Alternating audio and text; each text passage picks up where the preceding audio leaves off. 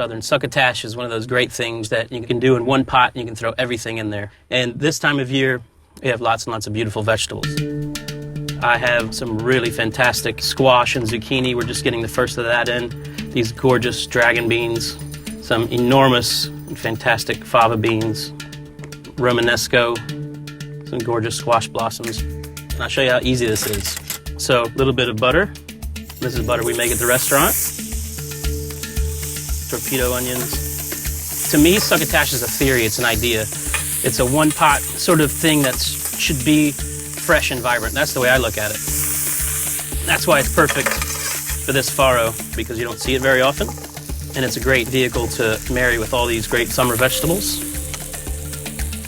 I always keep vegetable stock on hand to put a splash in to help speed this along. As I'm taking a look at what I have, and I know which is going to take the longest to cook, so that's what goes in first. So the things that'll cook the fastest, things that you want to keep the texture of, like the squash and zucchini and the favas will go in at the very, very end.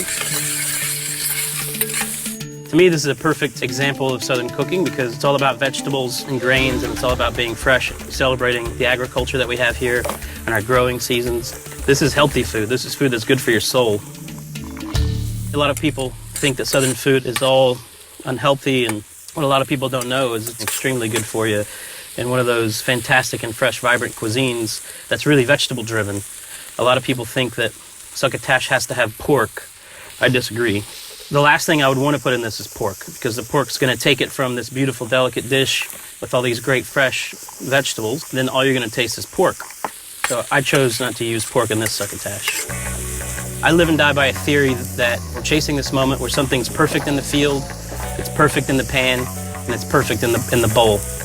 So a lot of cooking to me is catching food at that moment where it's perfect, because the person growing it did the same thing. It's then my responsibility to capture that same idea in the pan.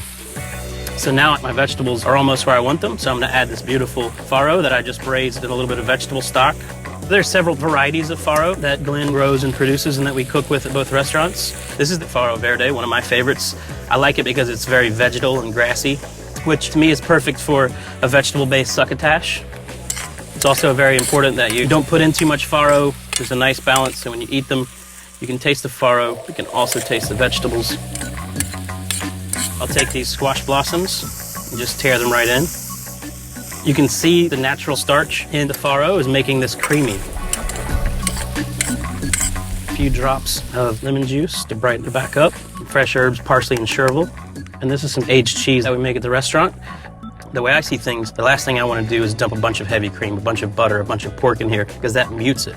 That takes away from all that work in my mind. So when I eat this, I want to taste each component. Look how creamy that is.